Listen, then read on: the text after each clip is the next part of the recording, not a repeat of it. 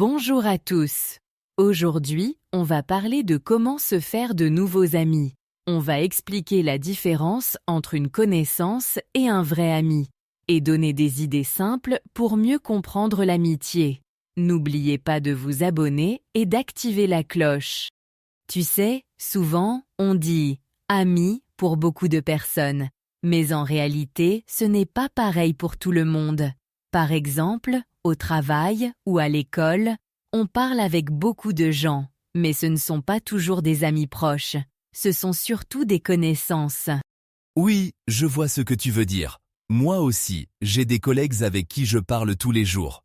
On discute de la météo, du travail, parfois même du week-end, mais je ne leur raconte pas mes problèmes. Je ne les invite pas chez moi et on ne sort pas ensemble après le travail. Pour moi, un vrai ami, c'est quelqu'un avec qui tu peux parler de tout, même des choses difficiles. C'est aussi une personne qui vient t'aider si tu as un souci.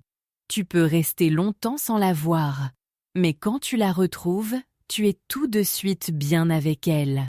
Oui, avec une connaissance, c'est différent. On reste souvent à des sujets simples. On ne partage pas les moments importants de la vie. On ne parle pas de la famille ou de ce qui nous rend tristes ou contents. C'est plus léger, plus simple. Parfois, une connaissance peut devenir un ami, mais ça prend du temps. Il faut passer des moments ensemble, faire une sortie, discuter après le travail ou l'école. Petit à petit, on apprend à se connaître, on partage plus de choses et la relation change. Moi, ça m'est arrivé avec un collègue. Au début, on ne parlait que du travail. Puis un jour, on a mangé ensemble. On a parlé de nos vacances, de nos familles. Après ça, on a commencé à se voir en dehors du bureau. Et c'est devenu une vraie amitié. Oui, souvent, on découvre qu'on a des points communs en parlant plus longtemps. Parfois, on aime les mêmes choses, comme regarder un film ou faire du sport. Ça aide à créer une vraie relation, pas seulement une connaissance. Je pense aussi qu'il faut être patient. On ne devient pas ami tout de suite. Il faut du temps.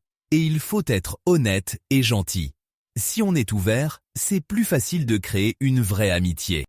Et parfois, il faut accepter que certaines personnes restent juste des connaissances. Ce n'est pas grave, c'est normal. On ne peut pas être ami avec tout le monde, mais c'est bien d'avoir des gens différents autour de soi. Tu sais, quand je suis arrivée en France, j'ai trouvé que c'était un peu difficile de me faire de vrais amis.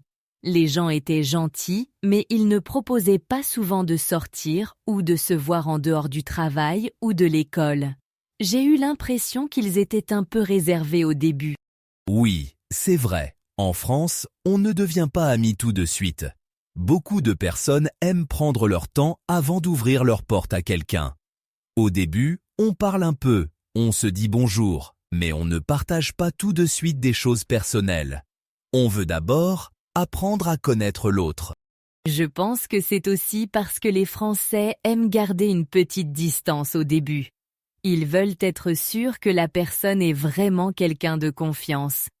Parfois, on se voit plusieurs fois avant de s'inviter chez soi ou de partager un repas ensemble. Ça peut sembler long, mais c'est normal ici. Oui, et souvent, les Français ont déjà des amis d'enfance ou des amis du lycée.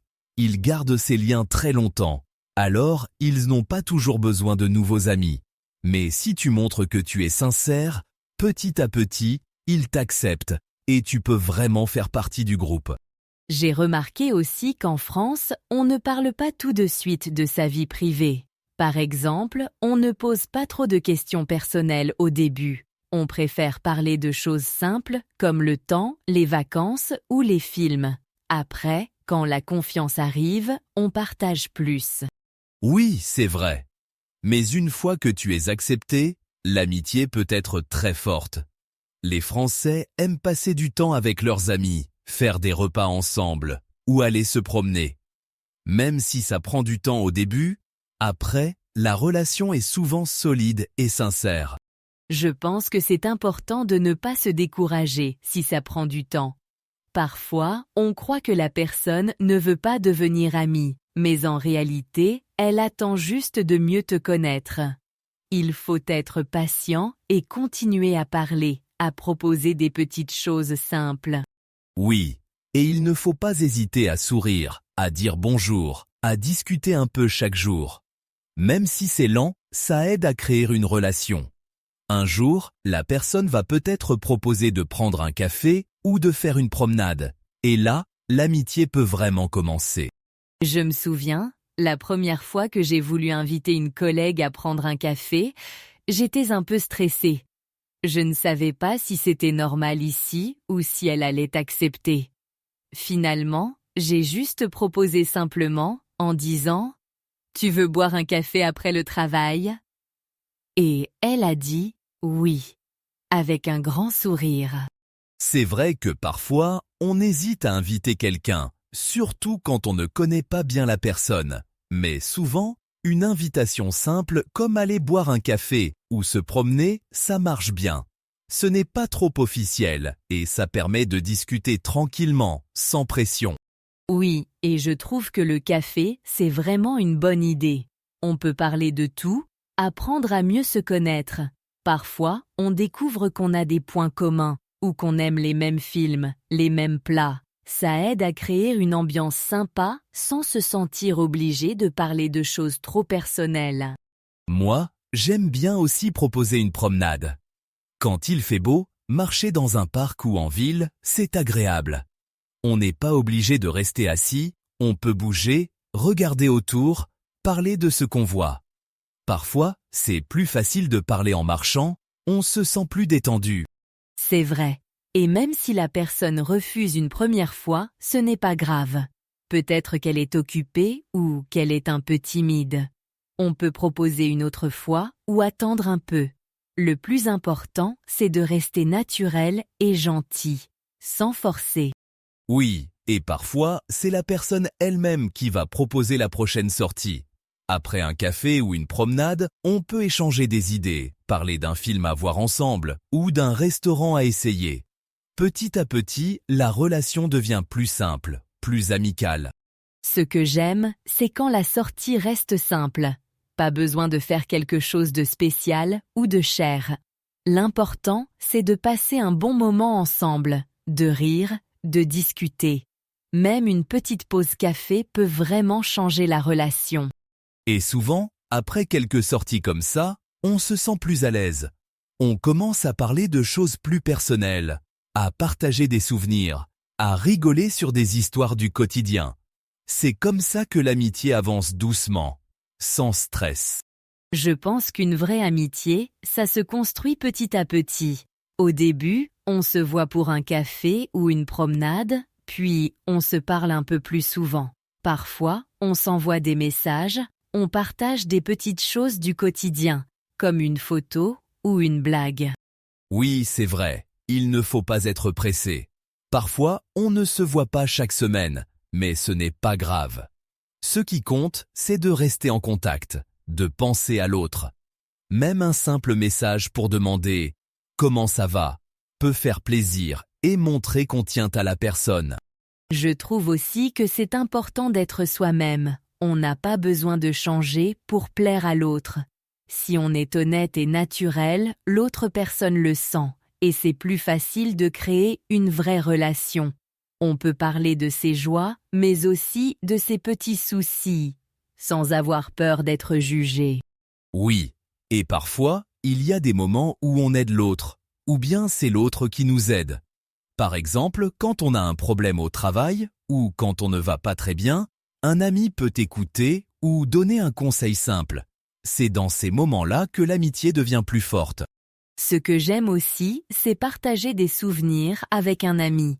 Parfois, on se rappelle une sortie drôle, un repas ensemble ou une petite aventure. On peut en rire longtemps après. Ce sont ces souvenirs qui rendent la relation spéciale et unique. Et même si on est occupé, on peut toujours trouver un petit moment pour un café, un appel ou juste un message. L'amitié, ce n'est pas seulement être ensemble tout le temps, c'est aussi savoir qu'on peut compter sur l'autre, même à distance. Je crois que la patience, c'est vraiment important. Parfois, il faut du temps pour que la confiance arrive. Mais quand elle est là, On se sent bien, on sait qu'on peut parler de tout. Une vraie amitié, ça ne se construit pas en un jour, mais ça vaut vraiment la peine d'attendre. Oui, et chaque amitié est différente. Il n'y a pas de règles, pas de modèle. Le plus important, c'est d'être sincère, d'écouter l'autre et de partager des bons moments, même simples. Avec le temps, la relation devient naturelle et on se sent vraiment bien ensemble. Merci d'avoir écouté notre podcast sur l'amitié. Si vous avez aimé, mettez un like, abonnez-vous et activez la cloche. Écrivez en commentaire les mots du podcast que vous avez trouvés utiles ou intéressants. À bientôt pour un nouvel épisode. Merci à tous. On espère que ce podcast vous a plu et que vous avez appris des choses simples pour parler de l'amitié en français. N'oubliez pas de partager le podcast avec vos amis. À très bientôt. Une connaissance. J'ai une connaissance au travail. Une connaissance peut devenir un ami. Une promenade. J'aime faire une promenade dans le parc. Une promenade après le repas me fait du bien.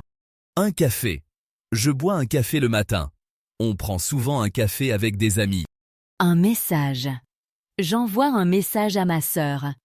Je reçois un message de mon ami. Une sortie. On fait une sortie le week-end. J'aime préparer une sortie avec mes amis.